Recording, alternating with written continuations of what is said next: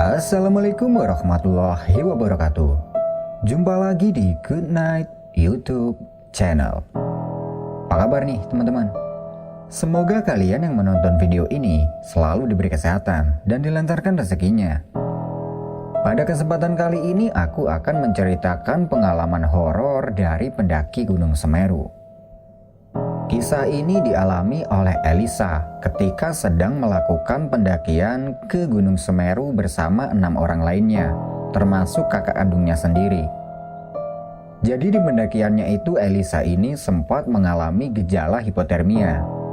Dan dalam keadaan yang seperti itu, dia diikuti oleh ratusan jin yang itu bisa saja membuat dia nggak bisa pulang. Untuk cerita lebih lengkapnya silakan simak video ini sampai selesai. Good night.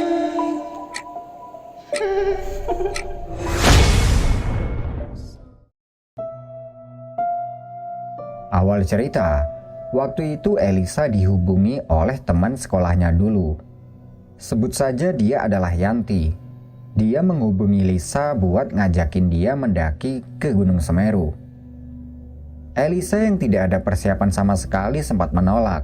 Tapi kata Yanti, di pendakiannya nanti ada kakak kandungnya Lisa. Sebut aja kakak kandungnya Lisa itu adalah Ubed. Sebelumnya dia memang sudah pernah diajak mendaki sama kakaknya itu. Kakaknya Lisa ini adalah seorang pegiat alam. Lisa menanyakan perihal itu pada Ubed. Mas, katanya Yanti mau ke Semeru ya? Iya dek, sama Yogi juga.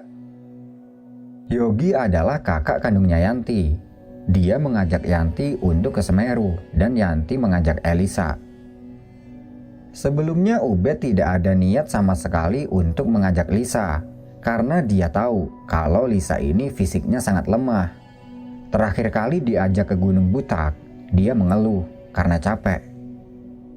Elisa memohon pada Ubed kalau dia mau ikut, karena sebenarnya dia ini sudah sangat lama ingin ke Gunung Semeru.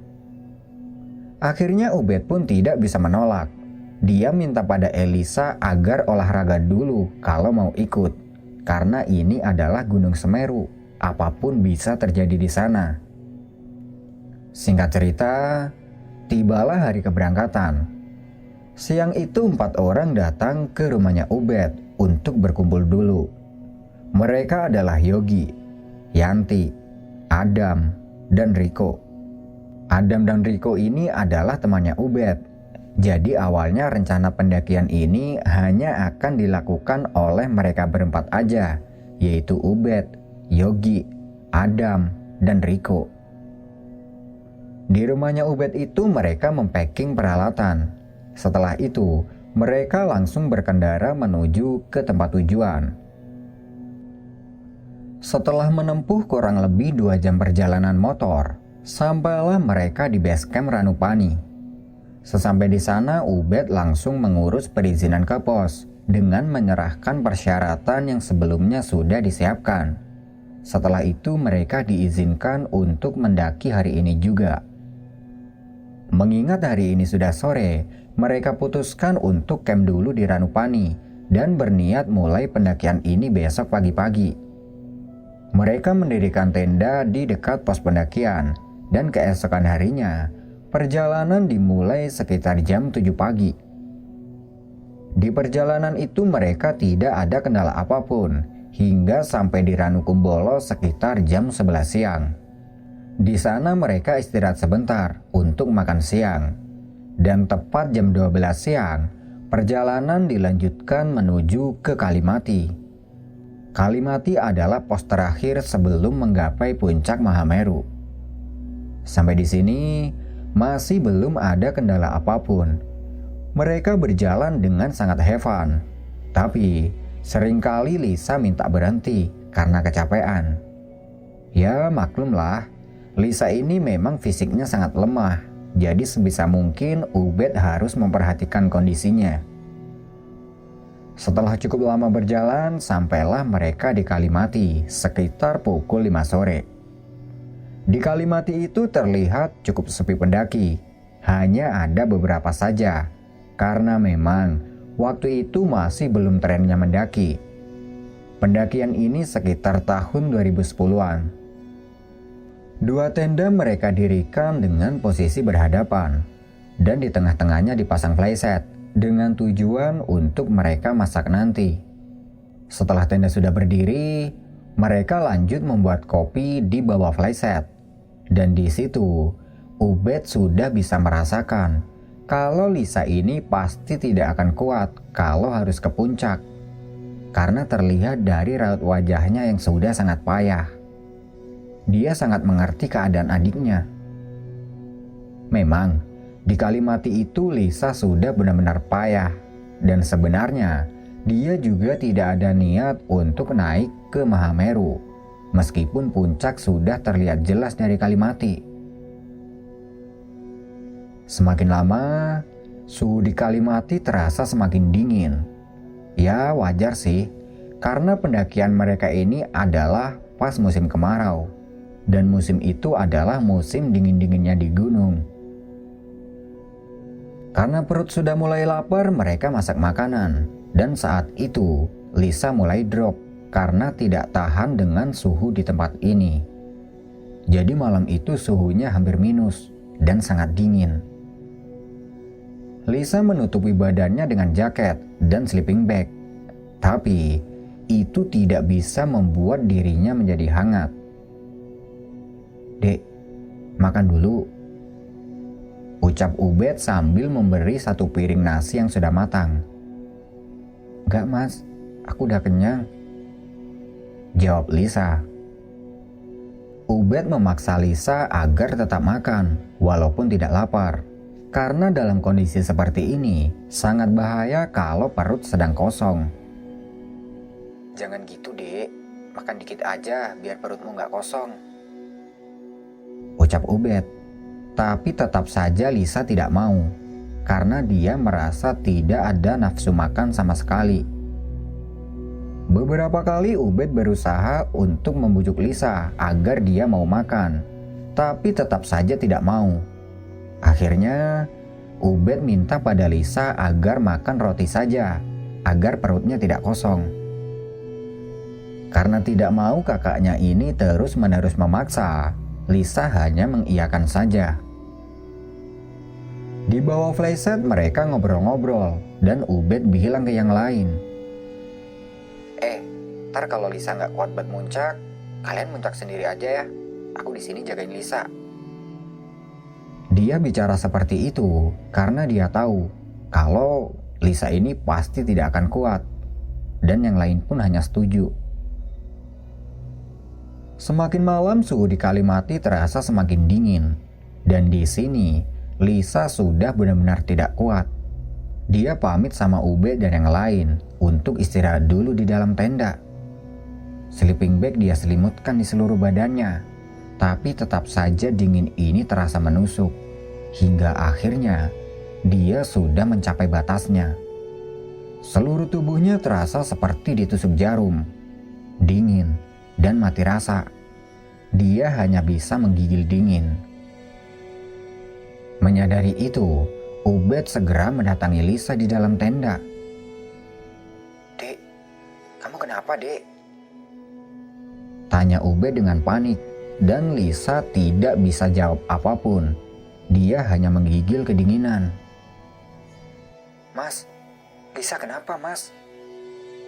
tanya Yanti.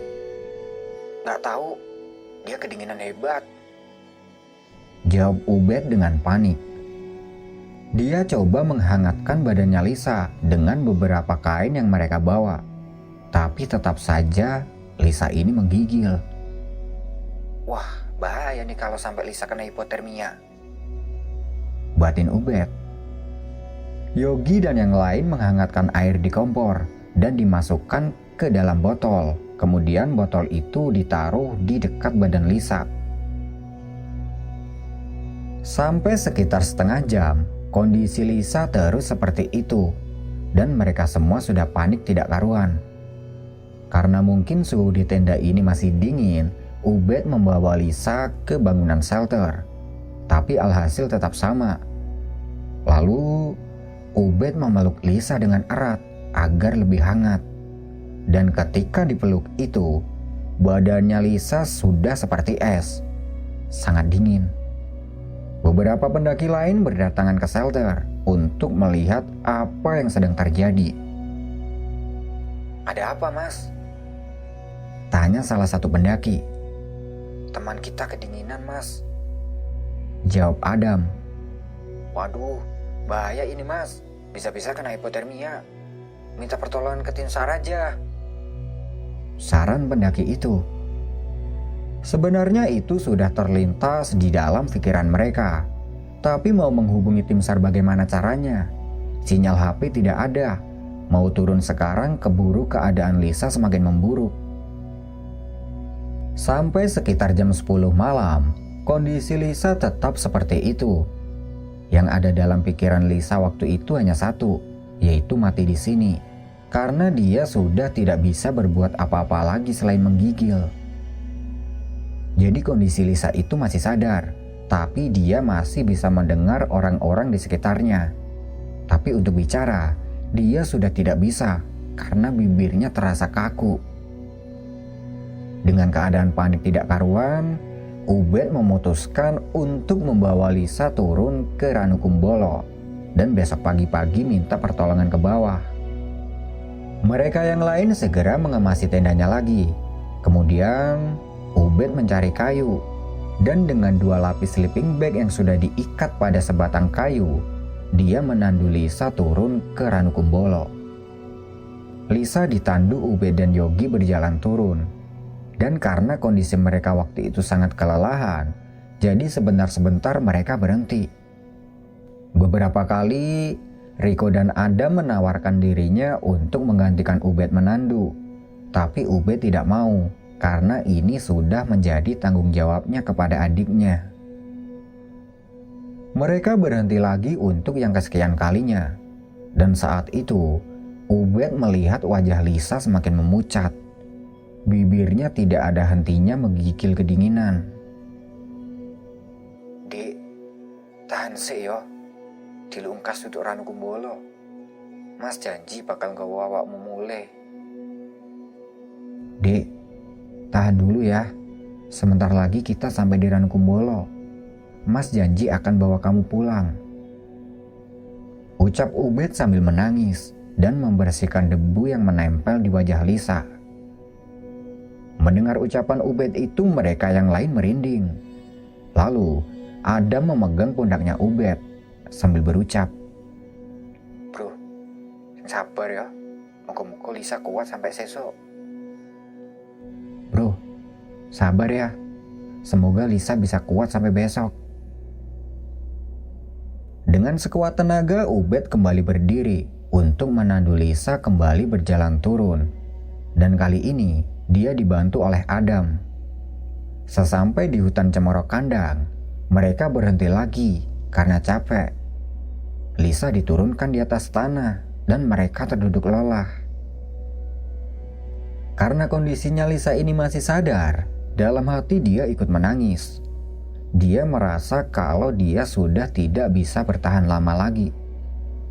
Dalam kondisi berbaring, dia berusaha memanggil kakaknya karena dia ingin mengucapkan kata-kata untuk yang terakhir kalinya.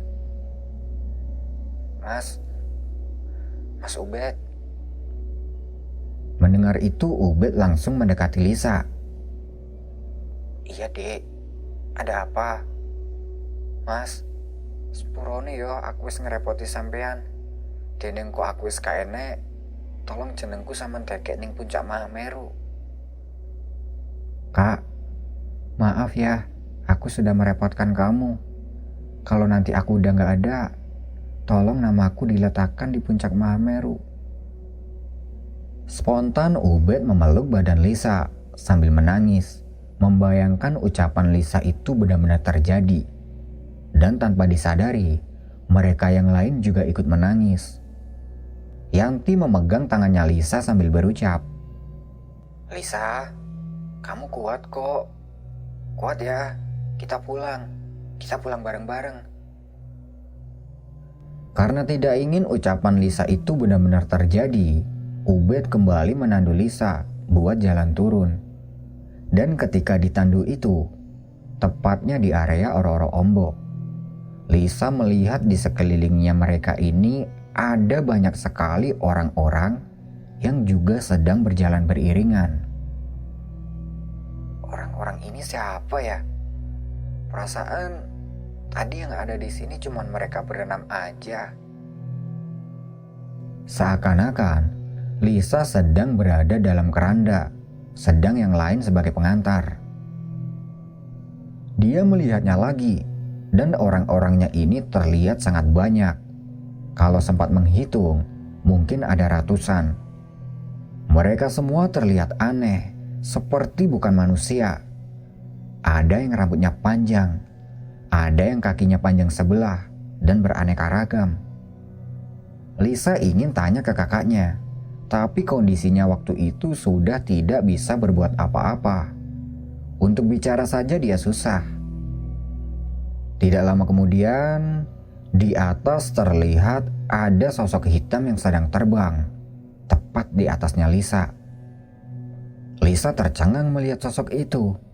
Seakan-akan sosoknya ini ingin menerkam Lisa. Lalu, tiba-tiba ada telapak tangan yang menutupi matanya Lisa. Dan sayup-sayup, dia mendengar ada suara yang berbisik di telinga kirinya. Wis, ojo disawang. Meremai, wis gak usah noleh nanti-nanti. Udah, jangan dilihat. Merem aja dan gak usah melihat kemana-mana. Suara itu terdengar sangat berat dan sedikit menggema. Dia mengira yang menutupi matanya itu adalah teman-temannya. Dan matanya Lisa ini terus ditutupi sampai dia tidak bisa melihat apa-apa. Setelah cukup lama, tangan itu lepas dari matanya dan dia melihat sudah berada di sebuah ruangan di shelter Ranukumbolo. Sampai di situ Ubed minta tolong ke yang lain untuk mencari kayu bakar, dan kayu bakar itu dibakar di dalam bangunan shelter. Beruntungnya, bangunan itu terbuat dari tembok, jadi kalau membuat bara api, suhunya bisa hangat. Dan karena hangat itu, perlahan dingin yang dirasakan Lisa sudah berkurang. Pelan-pelan, dia sudah bisa bicara. Mas, ojo nangis. Aku wis penak kok. Mas, jangan nangis. Badanku udah mendingan kok. Mendengar keadaan Lisa yang sudah sedikit membaik, Ubed merasa lega. Dia minta pada Lisa agar tetap istirahat saja. Sementara Lisa istirahat, Ubed dan yang lain duduk di sudut ruangan sambil berusaha menjaga bara api agar tetap menyala. Terlihat waktu sudah menunjukkan pukul 3 dini hari. Jadi perjalanan yang mereka tempuh dari Kalimati sampai ke Ranukumbolo tadi adalah sekitar 5 jam sambil menandu Lisa. Normalnya sih tidak sampai segitu. 5 jam itu estimasi tempuh dari Ranukumbolo ke Kalimati. Sedangkan kalau turun harusnya lebih cepat. Ubed minta tolong pada Yogi dan Riko agar langsung turun nanti kalau hari sudah terang untuk minta pertolongan. Dan dalam kondisi berbaring itu, Lisa bisa melihat dan mendengarkan obrolan mereka. Ketika sedang mendengarkan obrolan itu, tanpa disengaja Lisa melihat keluar shelter. Dan ternyata, ratusan makhluk yang jalan sama dia tadi ada di depan shelter. Mereka semua menatap ke arah Lisa. Tapi, ada satu makhluk yang memiliki tubuh sempurna seperti manusia. Dia laki-laki, berdiri tegap di depan ratusan makhluk itu, sambil membelakangi pandangan Lisa. Mas Ubed. Iya dek, ada apa? Di luar itu siapa? Siapa? Ada siapa-siapa kok. Itu banyak orang mas. Oh, pendaki lain itu dek. Udah, kamu tidur aja. Besok kita pulang ya. Memang, di luar ada beberapa pendaki lain yang sedang camp.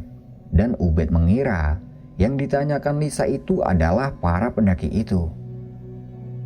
Dalam keadaan yang masih lemas, Lisa mengabaikan mereka yang ada di luar dan berusaha tidur. Tapi ketika hendak terlelap tidur, tiba-tiba terasa ada telapak tangan yang memegang lengannya Lisa, dan itu terasa sangat dingin. Spontan, Lisa membuka mata dan terlihat ada seorang pendaki laki-laki di sampingnya. Mbak, ojo turu. Nek sampean turu, wong-wong kae bakal gue sampean urip nang kene lho. Mbak, jangan tidur. Kalau kamu tidur, mereka yang ada di depan itu akan membawamu tinggal di sini. Lisa tidak menjawab dan hanya memahami perkataan laki-laki itu. Lalu, laki-laki itu melepaskan telapak tangannya dari lengan Lisa dan beranjak keluar. Awalnya, Lisa mengira cowok tadi adalah kakaknya, tapi ternyata bukan, karena terlihat kakaknya masih duduk di sudut ruangan bersama yang lain. Mas Ubed. Iya dek, ada apa lagi? Itu tadi siapa mas? Siapa? Yang mana? Itu tadi mas yang datang ke sini. Gak ada siapa-siapa kok yang datang. Ada tadi masnya yang duduk di sebelahku. Di sini Ubed bingung dengan maksud pertanyaan Lisa itu. Udah dek, gak ada siapa-siapa kok. Kamu tidur aja ya, sebentar lagi udah pagi. Karena kata kakaknya tidak ada siapa-siapa, Lisa menganggap tadi dia ini sempat tidur dan laki-laki tadi hanyalah mimpi. Dia berniat akan tidur sekarang. Tapi ketika akan terlelap, kejadian yang sama terulang lagi. Laki-laki itu datang dan memegang lengannya Lisa dan mengucapkan kata-kata yang sama. Setelah itu dia pergi. Anehnya, melihat cowok itu datang dan pergi, kakaknya ini tidak tahu. Tidak ada respon sama sekali. Lisa melihat keluar lagi, dan di sana ratusan makhluk menyeramkan tadi masih berdiri. Sampai di sini, Lisa sudah merasa takut. Dia berusaha duduk dan langsung dibantu sama kakaknya. Dek, ngapain bangun sih? Udah kamu tidur aja, istirahat. Ucap Ubed sambil membantu Lisa duduk. Baru saja duduk, dia merasa pusing. Lalu terdengar ada suara menyeramkan dari luar.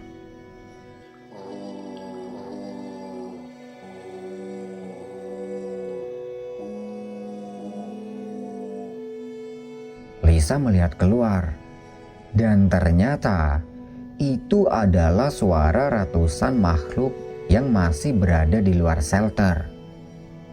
Lisa merasa takut. Dia langsung peluk kakaknya. Mas, ayo pulang. Aku takut sama mereka. Iya, nanti kita pulang kok. Tunggu pagi ya.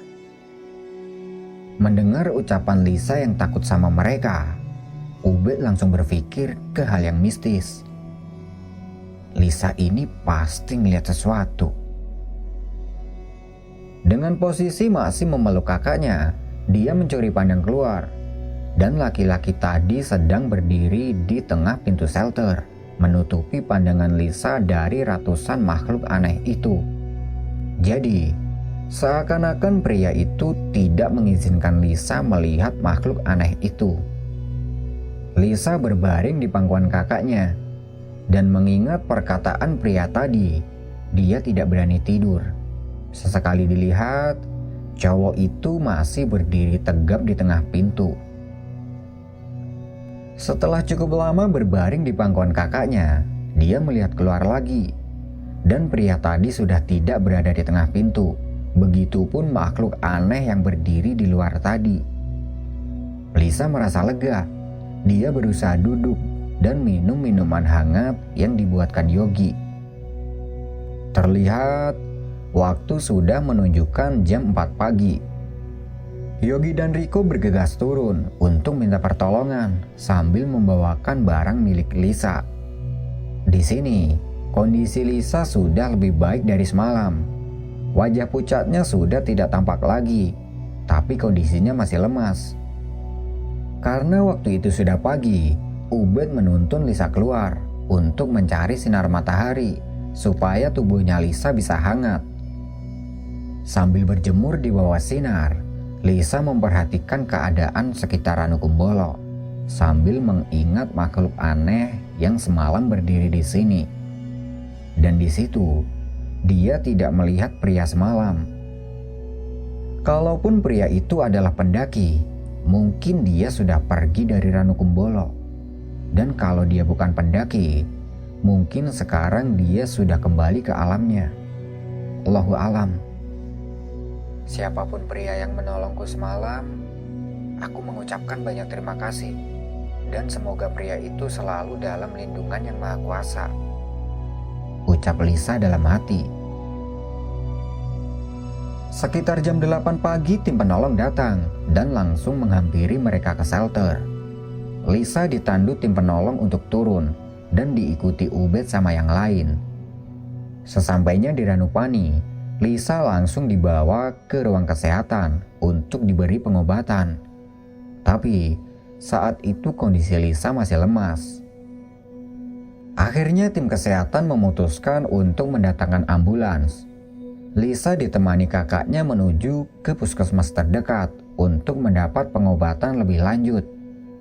Sesampai di sana, Ubed menghubungi keluarganya dan Lisa langsung dirujuk ke rumah sakit di daerah Malang untuk pemulihan. Beberapa hari setelah itu, Lisa sudah dinyatakan sembuh dan sudah bisa pulang. Kemudian, dia menceritakan kejadian di Ranukumbolo malam itu ke kakaknya dengan detail. Semenjak kejadian itu, Ubed sudah tidak mau lagi mengajak Lisa mendaki gunung karena takut kejadian serupa terjadi lagi pada dirinya. Meskipun seringkali Lisa ini merajuk ingin ikut untuk yang terakhir kalinya. Dan pendakian ke Gunung Semeru itu sudah menjadi pendakian terakhir Elisa.